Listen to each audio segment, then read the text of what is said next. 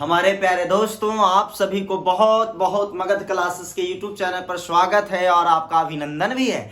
जैसा कि हम लोग ऐतिहासिक काल की जब बात कर रहे थे तो हम लोग प्राक ऐतिहासिक काल, आद्य ऐतिहासिक काल की बात कर लिए थे। आज जो हम लोग बात करेंगे वो ऐतिहासिक काल के टॉपिक को लेकर के आगे बढ़ेंगे। दोस्तों, ऐतिहासिक काल वैसे काल को कहते हैं जिसका एक लिखित स्रोत होता है, जो लिखा हुआ दस्तावेज के रूप में उपलब्ध होता है, उसको हम ऐतिहासिक काल के अंतर्गत रखते हैं। तथा कहा जाता है कि इसके अंतर्गत वैदिक काल से लेकर के अभी तक का इतिहास आता है। वैदिक काल जिसमें वेदों की रचना हुई थी, वेद को ईश्वर ने बनाए थे, इसलिए ईश्वर का बात मानना आवश्यक होता है। उस पर तो आज हम चर्चा नहीं करेंगे, परंतु आज जो हम चर्चा करने जा रहे हैं, जो मुख्य रूप से ऐतिहासिक काल में किस तरीके से ऐतिहासिक काल को हम जानेंगे, वो काल की आज हम चर्चा करेंगे। क्या क्या इसके लिए जो साक्ष्य होंगे, जो जरूरी होंगे, उसकी हम चर्चा करेंगे।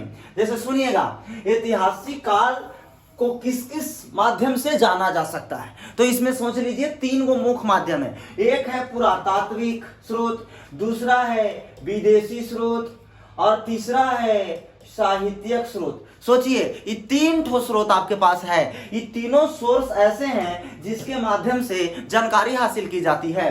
जिसमें पुरातात्विक स्रोत में जो पुराना स्रोत होता है उसके अंतर्गत सिक्का है और जो है अभिलेख शामिल होते हैं। सिक्का और अभिलेख, पुरातात्विक स्रोत वैसे स्रोत को कहते हैं जो पुराने जमाने का है, जो पहले का है। जैसे सुनिए, अरे भाई, पुराने जमाने में समझे होंगे कि अगर अब तोर साली है तो वो नया हो गया, अब बाबूजी के साली पुराना हो गया तो हो गया पुरातात्विक स्रोत। ओकरे से न पता चला आज जमाना में कि साली कौन होती है, जानकारी हमें से न मिल रहा है, उसका अर्थ क्या हो रहा है। तो ये सिक्का जो है और अभी सिक्का और अभिलेख पुराने चीजों के बारे में जानकारी को स्पष्ट करता है। दोस्तों, फिर देखिए, एक है इसमें जो है विदेशी यात्रा, यानी जो विदेशी लोग आए वो भी कुछ न कुछ चिन्ह पहचान लेखन शैली करके भारत से गए, क्योंकि भारत ऐसी देश थी जो कई लोगों को प्रभावित करती थी और कई लोगों को अपने में समाहित करती थी। संस्कृति और धार्मिकता का एक केंद्र बिंदु था। इसलिए भारत में जो आ जाए, वसुंधैव कुटुंबैः भारतम्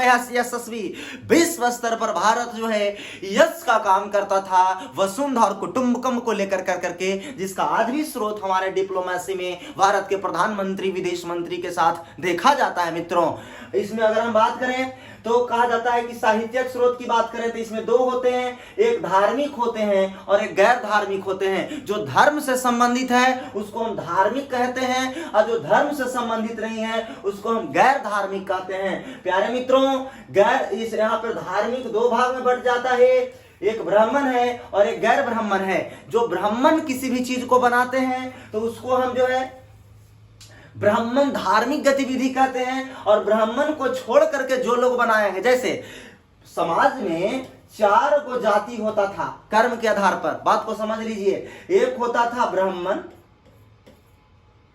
एक है ब्राह्मण, दूसरा होता था क्षत्रिय, तीसरा होता था वैश्य और चौथा होता था शूद्र।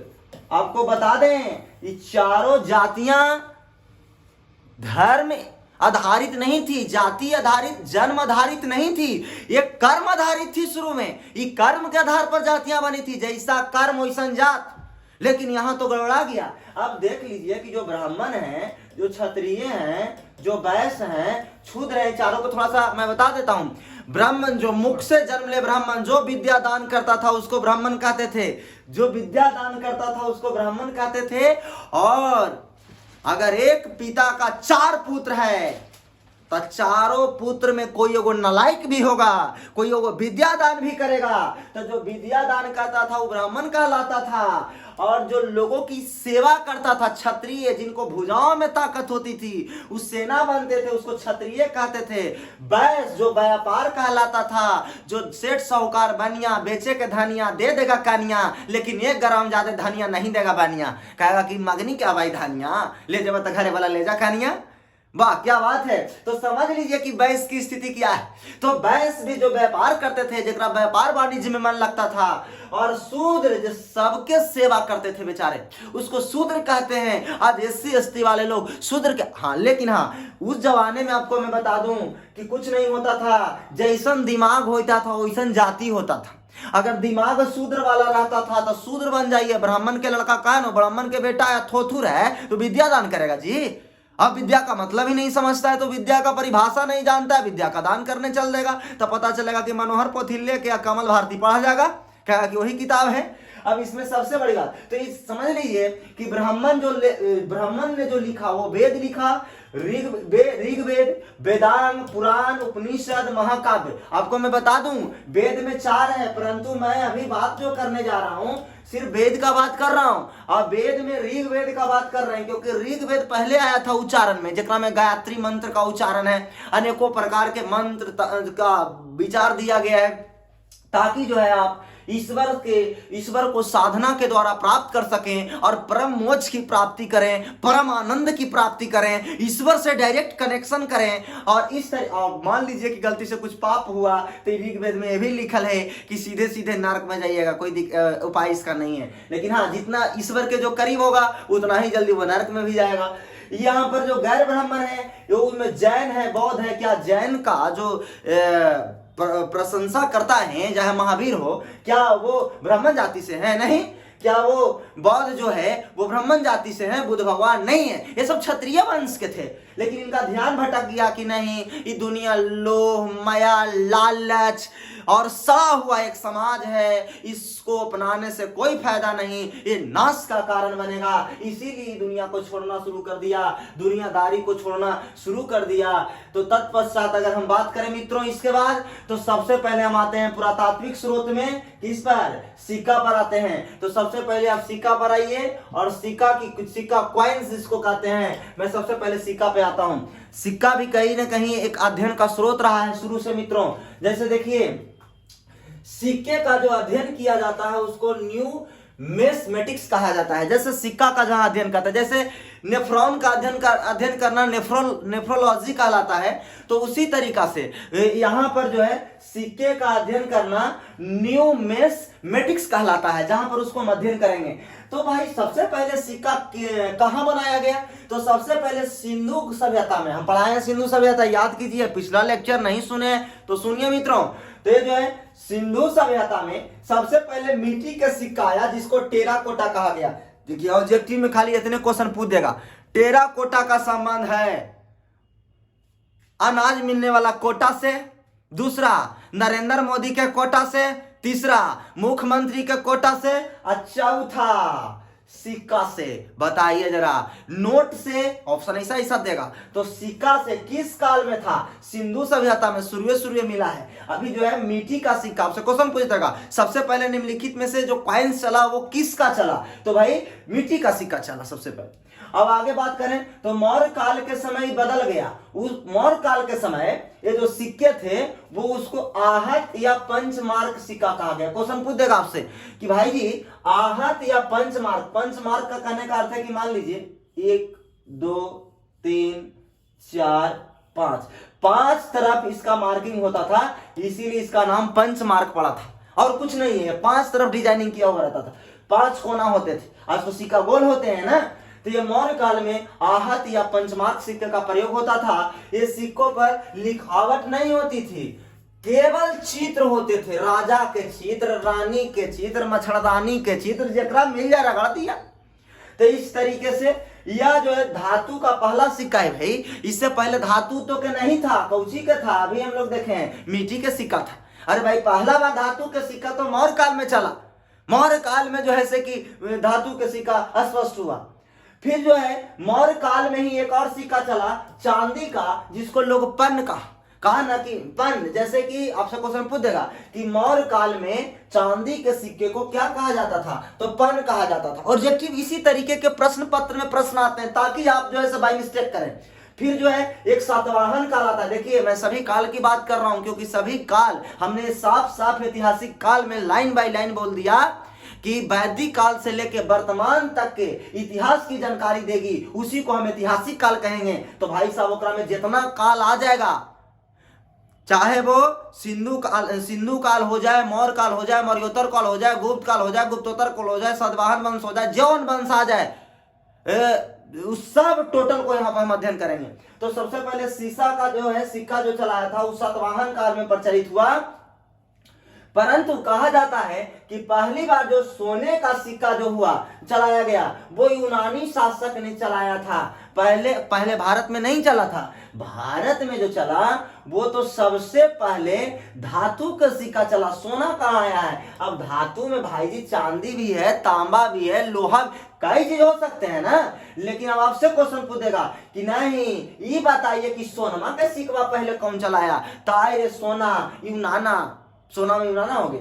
और अब क्वेश्चन पूछेगा कि सोना का सिक्का भले यूनानी चला दिया जी, लेकिन शुद्ध सोना के सिक्का ओकरा में मिलावटी था, चले वो किया, तब कुछ मिलावटी मिला के 24 कैरेट सोना नहीं था। लेकिन कुषाण जो शासक थे एकदम शुद्ध सोना का सिक्का चलाए। हालांकि हमको लगता है कि 24 कैरेट शुद्ध सोना टूटता भी नहीं है, न मुड़ता है, तो फिर वो सिक्का बनेगा कैसे? उसमें कुछ ना कुछ तो जरूर होगा मिक्स किया हुआ। लेकिन कहा जाता है कि शुद्ध सोने का सिक्का कुषाण शासक ने चलाया। कनिष्क के शासनकाल में बड़ी बेजोड़ चला था। जो राजा पोरस के भाई था, बबनी का पुत्र था, जो झेलम नदी के तट पर उसका साम्राज्य था।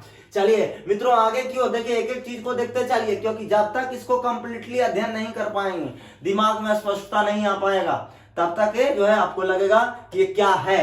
चलिए आगे देखिएगा। सर्वाधिक मात्रा में कहा जाता है कि अशुद्ध सोना का जो सिक्का था वो गुप्त काल में चला। देखिए आगे आया मौर्य काल के बाद आया मौर्य काल के बाद मौर्योत्तर काल, मौर्योत्तर काल के बाद गुप्त काल, गुप्त काल के बाद गुप्तोत्तर काल। तो गुप्त काल में क्या हुआ कि इतना अशुद्ध सोना का सिक्का चला, लेकिन पूरी तरीका से अशुद्ध था। वो सोना कहने का था, ऊपरे से रंग ढरका के और सोना बनैले था, बाकी अंदर से लोहा था कि एल्युमिनियम था, जो पते नहीं था।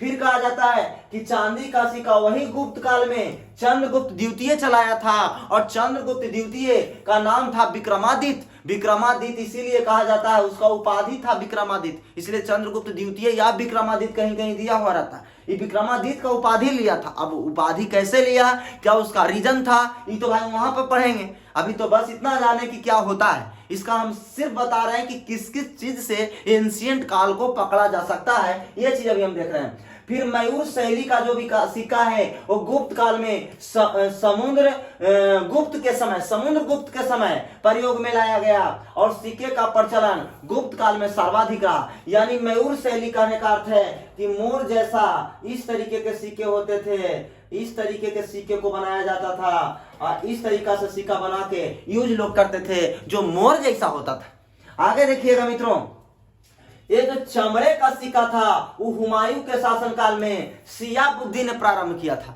शिहाबुद्दीन आपसे क्वेश्चन पूछ देगा कि जो आप तो बता दिए कि मिट्टी के सिक्का, आप तो बता दिए कि चांदी के सिक्का, आप तो बता दिए कि सोने के सिक्का, आप तो बता दिए कि शुद्ध सोने के सिक्का, आप तो बता दिए अशुद्ध सोने के सिक्का, लेकिन चमड़ों के है। तो चमड़ा के सिक्का हुमायूं के शासनकाल में खूब बेजोड़ चला था। अकबर बाबर हुमायूं वाला पीरियड था, जिसमें हुमायूं का पीरियड महत्वपूर्ण था। और रुपया का प्रयोग, जो आज हम लोग भारतवर्ष में रुपया जो शब्द सुनते हैं, वो शेर शाह सूरी के देन है। रुपया शब्द, टाका नहीं, रुपया आज हम लोग यूज कर रहे हैं।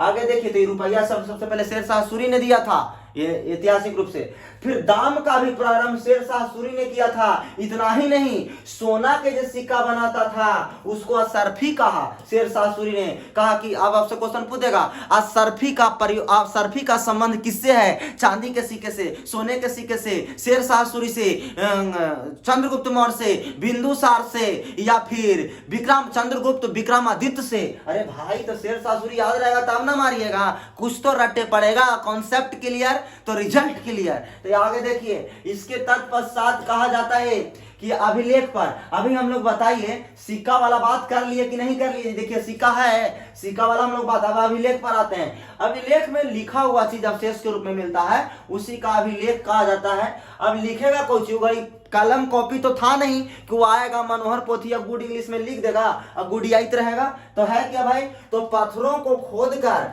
लिखना ही अभिलेख कहलाता है और कुछ नहीं है। पत्थर को खोद दीजिए और उस पर कुछ लिख दीजिए, वो हर चीज अभिलेख है। देखिए कुछ छोटे पत्थर होते थे, कुछ बड़े पत्थर होते थे, तो छोटका पत्थर पर लिखा जाता था तो शिलालेख कहलाता था। देखिए क्वेश्चन का पूछेगा, छोटे पत्थर पर लिखना शिलालेख कहलाता है, जबकि स्तंभ के समान, ध्यान दीजिएगा, मान लीजिए कि छोटा पत्थर है, इस पर लिख दिए तो ये भाई शिलालेख है भाई जी। लेकिन अगर ऐसा हम आपको दे दें तो ये हो गया स्तंभ नियर हो गया, ठीक है। और एकरा पर लिख दीजिए जे राजा के बारे में लिखवाना है, पॉइंट 1 पॉइंट 2 राजा का निर्देश शामिल है, निम्नलिखित पर विचार करें, और राजा के निर्देश को टोटल यहाँ स्तंभित किया जाएगा। तो स्तंभ के समान ऊंचे पत्थरों पर लिखना ही स्तंभ लेख कहलाता है। ऊंचा ऊंचा पत्थर लंबा लंबा पर लिख दीजिएगा भाई जी, तो वह स्तंभ लेख कहलाएगा। और एक बात अब आपको हम बता दें कि स्तंभ लेख बहुत इंपॉर्टेंट होता है, क्योंकि स्तंभ लेख से ही पता चलता है कि किस राजा का स्थिति क्या है। आपको बता दें अभिलेख का जो अध्ययन हम लोग करेंगे उसको हम लोग एपिग्राफी भी कहते हैं। जैसे अभी हम बताए थे कि सिक्के का अध्ययन न्यूमोटोटिस कहलाता है, तो उसी तरीका से अभिलेखों का अध्ययन एपिग्राफी कहलाता है। तो इसी तरीका से आगे देखें, प्रमुख अभिलेख में अगर हम आपसे बात करें तो कई प्रकार के अभिलेख हैं। कहा जाता है कि विश्व में जो जितने भी अभिलेख थे वो ईरान के शासक डेरियस ने उसकी शुरुआत की थी। पहले अभिलेख होता नहीं था। आपको बता दें कि जो डेरियस साहब थे वो भारत में जब व्यापार करने आए थे झेलम नदी के तट पर, तो आपको स्पष्ट कर दें, राजा पोरस के साम्राज्य में जो कनिष्क था वो बड़ी उसके पक्ष में रहते थे, और राजा पोरस का बड़ा बेटा जो था, राजा बबनी का बड़ा बेटा जो था वो पोरस था, और छोटा बेटा कनिष्क था, याद रखिएगा। और उसमें जो राजा बबनी थे वो पोरस के पक्ष में हमेशा रहते थे, क्योंकि पोरस बहुत निष्ठावान शासक था। एक बार जो वचन दे दिया गर्दन कटवा सकता है, पीछे नहीं झुकता था। कनिष्क सत्ता के लोभ में कुछ करवा सकता था, यहाँ तक कि पोरस को भी मरवाने की साजिश रची और मरवा भी दिया। तो इस तरीके से आप समझ सकते हैं कि कुछ शासक एकदम बहुत ही कहा जाए तो निष्ठावान होते थे, जिसके कारण उनके प्रति जनता का भी बहुत प्रियता देखा गया है। पोरस के प्रति आज भी बहुत, झेलम नदी के तट पर जो जम्मू कश्मीर में आज भी वहाँ के लोग राजा पोरस को पूजा करते हैं, इतना उनको सम्मान दिया जाता है। तो ये उसी समय डेरियस और डेरियस की बेटी दोनों आए थे, कहाँ, झेलम नदी के तट पर जो साम्राज्य थी, और उसी में पोरस को फंसाया गया था कि पोरस को किसी तरीके से अपने चंगुल में ले ले। लेकिन पोरस इतना निष्ठावान था कि राजा डेरियस की बच्ची उसको कुछ नहीं कर पाया, क्योंकि निष्ठावानता के आगे कोई नहीं झुका सकता है। उनकी इतनी एक लव स्टोरी की कहानी भी वहां है। मित्रों अगर हम आपसे बात करें तो आगे देखिएगा, सबसे पहला जो अभिलेख मिला था वो बोगा जो कोई में मिला था, जो तुर्की में पड़ता है। कभी कभी क्वेश्चन पूछ देता है, जिसको एशिया माइनर कहते हैं। और आगे अगर हम बात करें हाथी गुफा अभिलेख, अब अभिलेख को देख लीजिएगा, ये कहाँ में अवस्थित है, इसको देखेंगे अभिलेख कहाँ में अवस्थित है और किस शासक का उसमें विचारधारा लिखा गया है, इस पर हम चर्चा कर रहे हैं मित्रों। तो देखिए पहला है जो हाथी गुफा अभिलेख है, जो कहाँ में है, उड़ीसा में है। आप थोड़ा सा समझ लीजिए भाई जी कि जो भारत का जो आप मानचित्र देख रहे हो, ये जो भारत का है ना, भारत का जो मानचित्र देख रहे हो, यहीं पे उड़ीसा है मित्रों। और उड़ीसा में ही क्या है, हाथी गुफा अभिलेख अवस्थित है। और ये जो है कलिंग राज खारवेल ने लिखा है। देखिए अब शासक के नाम कभी कभी दे देगा कि हाथी गुफा अभिलेख किसने लिखा है, तो कलिंग राज खारवेल ने लिखा है। ऐसे ही क्वेश्चन पूछते हैं, आप ज्यादा कोई कॉन्सेप्ट इसमें नहीं होता, कुछ बात को एकदम करेक्ट करना है। और इसमें कलिंग युद्ध की चर्चा है। आपको बता दें तो कलिंग उड़ीसा में ही एक जगह है, वो युद्ध की चर्चा उसमें किया गया। देखिए कोई भी अभिलेख लिखेगा तो अभी बताए कौची अरे साफ बताए कि पत्थर को खोद करके राजा के द्वारा किए गए कार्य या राजा के बनाए गए नीति या जनता के हित में किया गया कार्य की सफलता की चर्चा की जाएगी, या तो डायरेक्शन दी जाएगी या तो फिर उसको कल्याणकारी वेलफेयर स्कीम अगर लागू करना हो तो उसके बारे में बताया जाएगा, ताकि आगे की सभ्यता, आगे की समाज, आगे की पीढ़ियां उसको फॉलो कर सके और उस विचारधारा से सहमत होकर करके पूरी नैतिकता के साथ राष्ट्र और राज्य के समावेश को लेकर करके आगे प्रदर्शन कर सके। आज उसी का काल है मित्रों कि आज हम लोग इतना गौरवशाली संस्कृति वाला देश माने जाते हैं कि विश्व में कहीं कोई ऐसा देश नहीं पैदा हुआ जहां पग पग पे पानी या पग पग पे पानी बदल जाए। इसी का नाम है भारत।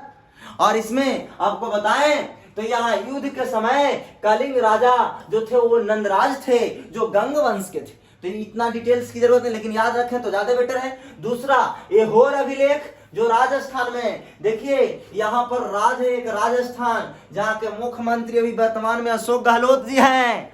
और देख लीजिए यहाँ जो राजस्थान है यहाँ पर अभिलेख है जिसका नाम है ऐहोर अभिलेख। होर कौची है तो ऐहोर। देखे थे अभी हाल फिलहाल में होरारा हुलाला गा रहे थे कि नहीं सचिन पायलट कुछ दिन 2 साल पहले। आप देखे थे कि कोरोना काल 19-20 में इतना डरामा किए हैं 20 में कि कुछ कहना नहीं है सचिन पायलट जी को, जो माननीय उप मुख्यमंत्री थे। उनको मन था कि मैं मुख्यमंत्री बनूं, बुढ़ाऊ के हटाइए, जवानका के बनाइए। तो अरे भाई जवानका भी पीछे रहो ना, टाइम आएगा तो नौजवान को भी मौका मिलेगा। ये बुढ़ाऊ के रहे दो 5 साल, अनुभव लो अभी डिप्टी सीएम के रूप में।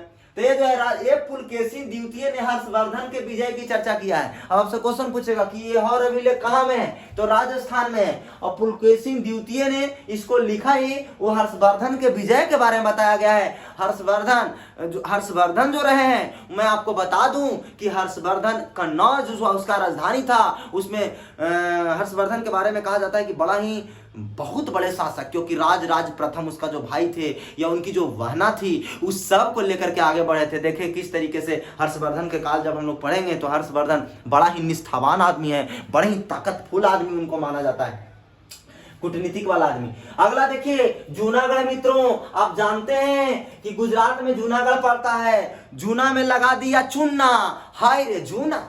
तो ये जूनागढ़ जो अभिलेख है ये बहुत बेजोड़ है, ये गुजरात में पड़ता है। ये रुद्रदायन ने सुदर्शन झील की इसमें चर्चा किया है। आपको बता दें सुदर्शन झील गुजरात में पड़ता है मित्रों। वो जो है पुलकेशिन द्वितीय ने इसको बनवाया था मित्रों। अब पुलकेशिन द्वितीय ने जब इसको बनवाया था, किसके सलाह पर, ध्यान रखना है, चंद्रगुप्त मौर्य के सलाह पर बनाया था, ये ना कि डायरेक्ट बना दिया जाके। पुलकेशिन वहां के राजपाल थे और राजपाल के रूप में थे, इसलिए उनको बनवाया, सुदर्शन झील बनाने की ऑर्डर दी गई, कहा कि जाके बनाइए।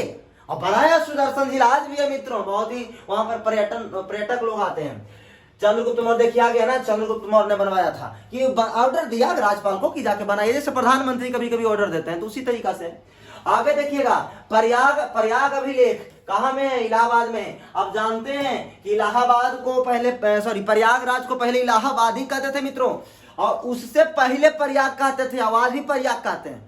तो ये जो है ये प्रयाग अभिलेख इलाहाबाद यानी प्रयागराज में है। इसको समुद्रगुप्त ने जो है समुद्रगुप्त के विजय अभियान की चर्चा है। इसमें समुद्रगुप्त के विजय अभियान की चर्चा है मित्रों कि यहाँ किस तरीके से विजय अभियान की प्राप्ति की थी। अगला भीतरी अभिलेख गाजीपुर यूपी में है, जिसको स्कंदगुप्त ने हूनों पर आक्रमण की चर्चा है। इसमें स्कंदगुप्त ने हूनों पर आक्रमण किया, उसकी चर्चा है। किस तरीके से हूनों को मार के भगा दिया स्कंदगुप्त ने, मारा कि मध्य एशिया में फिर से हून भागा था, लेकिन दोबारा अटैक करके जीत लिया था मित्रों। ये भीतरी अभिलेख है जो गाजीपुर में है। बताइए गाजीपुर की चर्चा भी चुनाव में खूब हो रहा है, आप लोग परिचित होंगे। अगला बिहार अभिलेख बिहार शरीफ में है, बिहार शरीफ वाले लोग समझ लीजिए।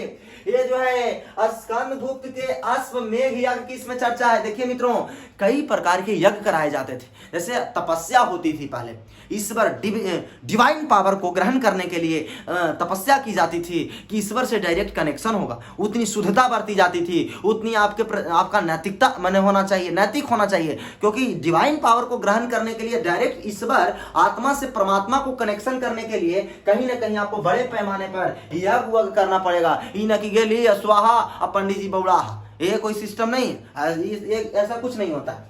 तो ये जो है स्कंदगुप्त ने अश्वमेध यज्ञ की चर्चा की गई है। अगला देखा जाए मित्रों तो आगे हम लोग अभी और इसमें अभिलेख है हम लोग इसके तत्पश्चात जो हम लोग बात कर रहे हैं उसमें मुख्य रूप से बात कर रहे हैं बिहार अभिलेख के बाद देवपाड़ा अभिलेख जो बांग्लादेश में है। अरे भाई, बांग्लादेश भी पहले भारत का हिस्सा न था जी। अब पाकिस्तान का हिस्सा था, पाकिस्तान मेरा हिस्सा था। पूर्वी पाकिस्तान और पश्चिमी पाकिस्तान, बंगाल को, बांग्लादेश को पूर्वी पाकिस्तान कहते थे। आधुनिक जो भी पाकिस्तान है उसको हम लोग पश्चिमी पाकिस्तान कहते थे। और दोनों मिला के पहले पाकिस्तान था शुरुआती दौर में। वो तो 16 दिसंबर 1971 को इंदिरा गांधी के सहयोग से वो देश बना, शेख मुजीबुर रहमान जो आंदोलन चलाए उसके कारण, नहीं तो देश थोड़ी था। अब अगर आपको मैं बता दूं कि देवपाड़ा जो अभिलेख बांग्लादेश में सेन वंश के शासक के विजय सेन का बात करता है। सेन वंश के कहा जाता है कि शासक के बारे में बताता है देवपाड़ा अभिलेख। अगला ग्वालियर अभिलेख जो मध्य प्रदेश में है। आपको बता दें जो ग्वालियर जो अभिलेख है, ग्वालियर एक जिला भी है, ग्वालियर संसदीय क्षेत्र भी है अगर पोल साइंस पढ़े होंगे तो। और वहां एक मध्य प्रदेश जहां प्रतिहार शासक भोज का उसमें चर्चा है, राजा भोज। तब देखे होंगे एगो सॉन्ग निकला था उसमें कहा जाता था जिसमें गोविंदा था शायद हीरो के रूप में और रवीना टंडन जी थी नायिका के रूप में। तो उसमें देखे कहाँ राजा भोज और कहाँ नंगू तेली, एगो गाना सुने होंगे भाई साहब। तो ये चलते राजा भोज ओकरे चर्चा के उसी के माध्यम से उसको बताने की कोशिश की गई है दोस्तों, जो प्रतिहार शासक थे।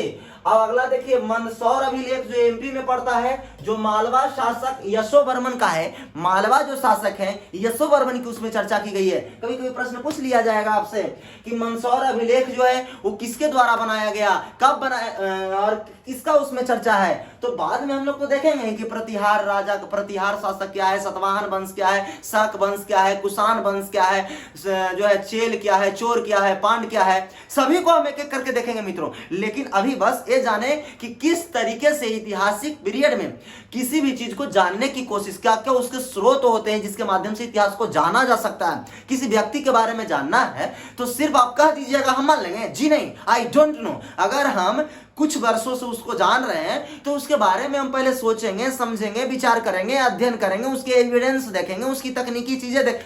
अब है नहीं कि आप कहे हड़ाक, हम पार्टी छोड़ के चल दिए सड़ाक, तब पता चलेगा कि हो गया भड़ाक। तो ये चलते थोड़ा समस्या हो सकती है। आगे देखिए मित्रों, स्तंभ लेख, यह स्तंभ लेख ऊंचे होते थे और समान रूप से कहा जाता है इसके बारे में कि ये ऊंचा ऊंचा होता था। जिसमें महरैली स्तंभ लेख जो दिल्ली में है, महरैली स्तंभ लेख की बात करें जो दिल्ली में है मित्रों, और इसमें अगर मुख्य रूप से हम बात करें तो सबसे पहले बात कर रहे हैं तो महरैली स्तंभ लेख। आपको बताएं चंद्रगुप्त द्वितीय जिसको विक्रमादित्य कहा जाता है, वो इस पर आज तक जंग नहीं लगा। यानी महरैली अभिलेख इतना सुसज्जित अभिलेख है, स्तंभ लेख है, इतना टेक्नोलॉजी डेवलप था उस समय के मित्रों कि मैं आपको बता दूं कि आज तक उसमें जंग नहीं लगा। बताइए कौन ऐसा धातु प्लेटिनम डाल के बनाया भाई?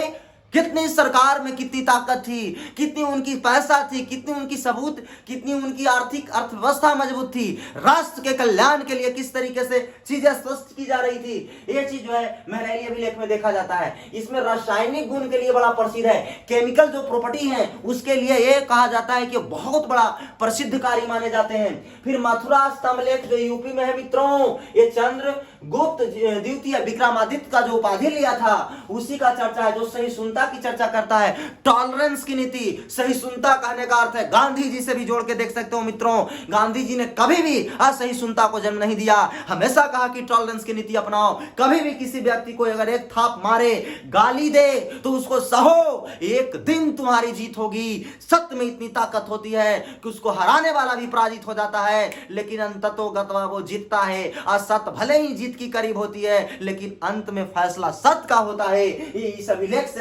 अभिलेख से पता चलता है मित्रों कि सहिष्णुता में कितनी पावर होती है। जहां लाइन ऑर्डर का सिचुएशन क्रिएशन ठीक नहीं है वहां पर आप कहिएगा कलेक्टर साहब को कि जाकर काम करो। सुप्रिटेंडेंट ऑफ पुलिस की मान्यता जहां पर नहीं है तो बताइए किस तरीके से कार्य करेंगे। वो कार्य जो है अशांति में नहीं हो सकता, अशांति में कार्य नहीं होते हैं, अशांति में नाश होता है सिर्फ, इसलिए कार्य नहीं हो सकता। आगे एरन स्तंभ लेख है जो एमपी में पड़ता है, जो भानुगुप्त के द्वारा लिखा गया है, जिसमें सती प्रथा की चर्चा है। मैं आपको बता दूं मित्रों, तो सती प्रथा की जहां तक बात हुई तो बाल विवाह, बच्चे में विवाह कर दिए बच्ची को कि 14 वर्ष की है बच्ची विवाह कर दिए, तो ये भी अपराध है, कम से कम 18 तो होना ही चाहिए। 18 से कम में वो मानसिक रूप से नहीं तो परिपक्व हो पाती है, और नहीं उनकी जो जितने भी कार्य शैली होनी चाहिए वो भी नहीं है, शारीरिक ढांचा नहीं है, शारीरिक विकास नहीं है, तो दिक्कत है। भ्रूण हत्या, बेटी को गर्भ में ही मार देते हैं, मूर्खों का काम, बेटी बचाओ बेटी पढ़ाओ, लोगों को समझो। और तीसरा जो है आपको मैं बताऊं तो ये जो है आपको एक स्पष्ट करें, सती प्रथा, इसमें कुछ नहीं होता था। सती प्रथा, अगर पति मर गए तो पत्नी को साथ वो चीता पर चल जाना होता था, लेकिन बाद में चल करके विलियम बेंटिक जी के सहयोग से इसको जो है 1829 ईस्वी में जो है रद्द किया गया और कहा गया कि कोई सती प्रथा उठा नहीं होगी। अगर पुरुष मर गया है तो महिला को मरने की जरूरत नहीं है, वो दूसरा शादी कर ले, वो तीसरा शादी कर ले, कोई समस्या नहीं है। और समाज में हो भी रहा है। जिसे आप अमेरिका में खास करके देखें तो आज फलाने जगह तो कल चिल्लाने जगह, परसों ढेकाने जगह, तो इस तरीके की जो सिचुएशन आ गई है, ये कहीं ना कहीं ये सती प्रथा, लेकिन भारत में इस चीज को अभी भी कहा जाता है कि थोड़ा सा अलग तरीके से देखा जाता है, जो सामाजिक ढांचा उसके अकॉर्डिंग मैं कर रहा हूं। हालांकि आप कर सकते हैं, कोई दिक्कत नहीं है, तो ये जो है आप निर्भर करता है आप पे। तो ये सती प्रथा। आगे बौद्ध स्तंभ MP वासुदेव के द्वारा लिखा गया है और शुंग वंश की इसमें चर्चा की गई है। इसमें शुंग वंश की चर्चा है बौद्ध स्तंभ में। हेलियोडोरस, जिसको गरुड़ ध्वज स्तंभ लेख कहते हैं, जो मध्य प्रदेश में था, और ये जो है भागवत ने भागवत धर्म की जानकारी दिया है। अरे भागवत कहा जाता है कि जैसे आप सुने होंगे भागवत मतलब विष्णु भगवान के बारे में आप जानते होंगे, लक्ष्मीपति नारायण के बारे में आप जानते होंगे, कहीं कहीं आपको लिखा हुआ मिलता होगा ओम भगवतो वासुदेवाय नमः। तो ये जो है यही चीज इसमें लिखा हुआ है। हेलियोडोरस और गरुड़ ध्वज जो मध्य प्रदेश में है, वहां इसी चीज का वर्णन किया गया है। लक्ष्मी हमेशा आप देखिएगा तो विष्णु के पैरों में रहती हैं, यानी ये नहीं हम दिखाने की बात, ये नहीं आप सोच सकते कि महिलाओं को वो प्रतिष्ठा नहीं दे रहे हैं, इज्जत नहीं दे रहे हैं, जी नहीं, इतना उनके प्रति सम्मान है कि विष्णु कहते हैं कि आप हमारे पास ही बैठे हैं, आप दूर क्यों जाएंगे। तो ये इस तरीका से उनको देखने की कोशिश करें, इस ना देखें कि महिला का यहाँ पर एक शोषण का एक आधारशिला रखी गई, जी नहीं, ऐसा कुछ नहीं है। यहाँ पर वो ईश्वर की बहुत बड़ी चीजें हैं। आगे देखिए मित्रों, तो विदेशी यात्री द्वारा भारत का वर्णन, और विदेशी यात्री द्वारा जो भारत का वर्णन है, इसकी चर्चा हम लोग करेंगे कि आगे किस तरीके से, अगले टॉपिक में इसको हम लोग चर्चा करेंगे अगले लेक्चर के माध्यम से। तो इस लेक्चर को यहीं समाप्त करते हैं। अभी लेख हम लोग कर लिए हैं, आगे हम लोग जो बात करेंगे मित्रों वो विदेशी यात्रा का वर्णन करेंगे, जो विदेश से कौन कौन लोग आए और क्या क्या कह के गए। तो इसी के साथ आप सभी को नमस्कार मित्रों।